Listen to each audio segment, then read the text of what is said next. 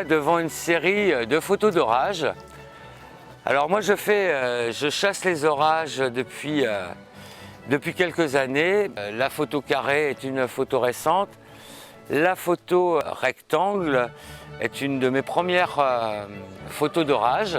Alors là, cet orage, je l'ai fait pendant le confinement. On ne pouvait pas bouger, donc voilà, c'était un peu la misère pour nous.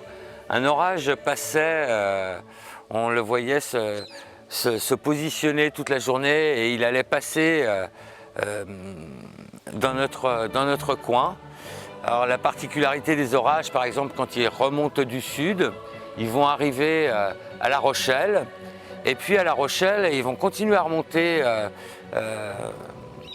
vers chez nous, vers le nord, et si l'orage prend la direction de Fontenay-le-Comte, il va passer d'un côté du massif armoricain. S'il passe du côté de Luçon, il va passer devant chez nous, il va longer la côte. Souvent c'est comme ça, dès qu'il rentre en terre, passer La Rochelle, dès qu'il rentre en terre, il arrive, il rencontre le massif, il passe d'un côté ou il passe d'un autre.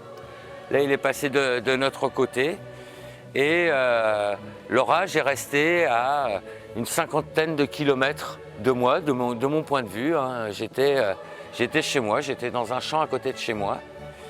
Et ça a été une soirée fantastique. Alors j'ai choisi celle-ci, mais j'aurais pu vous en montrer une quinzaine d'autres. Et là on a plusieurs types d'éclairs. Hein. Là on fait face à ce qu'on appelle un intranuageux. Hein. C'est un éclair qui ne touchera jamais le sol. Ce type d'éclair est susceptible de s'allumer, de s'éteindre et de se rallumer. Ça, j'avais jamais vu ça, je l'ai vu il y a 3 semaines.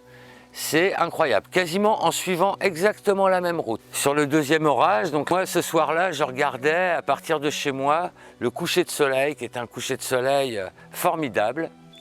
Et j'ai appelé Isabelle, ma compagne, pour lui montrer tout ça. Et elle a regardé, on trouvait ça beau.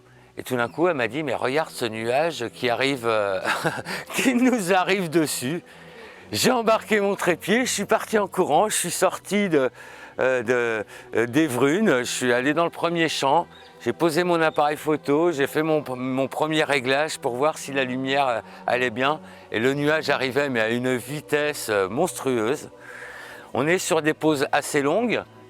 Sur la photo d'avant, on est sur un temps de pause, clic, 30 secondes, clac. Si rien ne se passe, la photo est noire. Si un éclair se déclenche, on voit l'éclair. Là, comme on était au coucher du soleil, là, mon temps de pause était beaucoup plus court. Le temps de pause est de 8 secondes pour cette photo.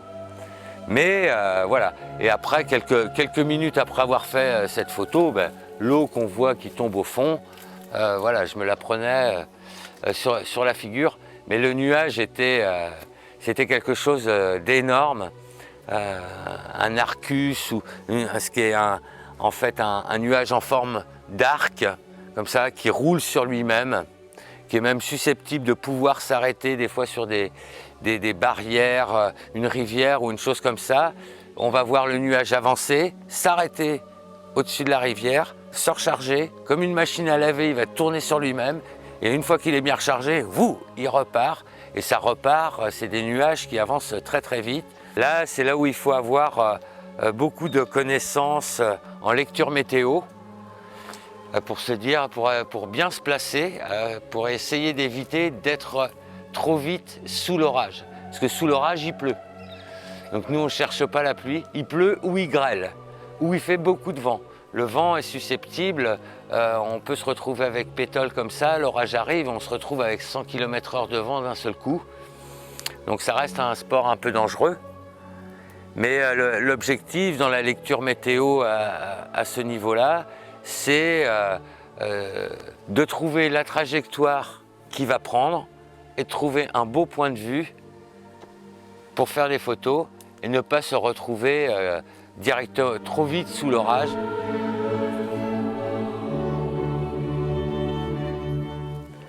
Et là, sur la cabane suivante, donc c'est aussi une photo d'orage.